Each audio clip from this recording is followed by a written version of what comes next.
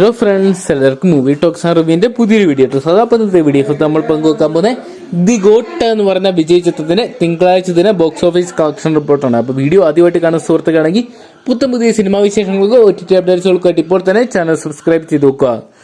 ദളപതി വിജയ് കേന്ദ്ര കഥാപാത്രമൊക്കെ വെങ്കട് പ്രഭു അണിയിച്ചൊരുക്കിയ ചിത്രമാണ് the got അല്ലെങ്കിൽ the greatest of all time എന്ന് പറയുന്ന സിനിമ.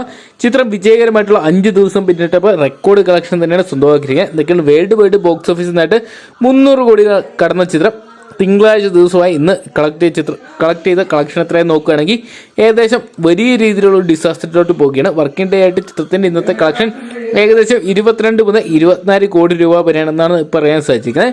പാൻ ഇന്ത്യ റിലീസായിട്ടാണ് ചിത്രം റിലീസ് എത്തിയത്. ചിത്രത്തിന് ഇന്ത്യൻ കളക്ഷൻ ഏകദേശം 18 കോടിയോളം വരുമ്പോൾ ചിത്രത്തിന്റെ ഓവർസീസ് കളക്ഷൻ റിപ്പോർട്ട് പുറത്തു വരുമ്പോൾ ഏകദേശം 6 കോടിക്ക് അടുത്തുള്ള കളക്ഷൻ റിപ്പോർട്ട് മുമ്പ് അറിയാൻ സാധിക്കുക. എന്നാൽ ചിത്രത്തിന് വേൾഡ് വൈഡ് ബോക്സ് ഓഫീസിനായിട്ട് ചിത്രം 300 കോടി കടന്നിരിക്കുന്ന ഒരു കാഴ്ച ഇപ്പോൾ നമുക്ക് കാണാൻ സാധിക്കുന്നുണ്ട്. എന്തൊക്കെയാണ് ആ ദിനം മുതൽ മികച്ച കളക്ഷൻ തന്നെ ചിത്രത്തിന് സ്വന്തമാക്കാൻ സാധിച്ചിട്ടുണ്ടായിരുന്നു.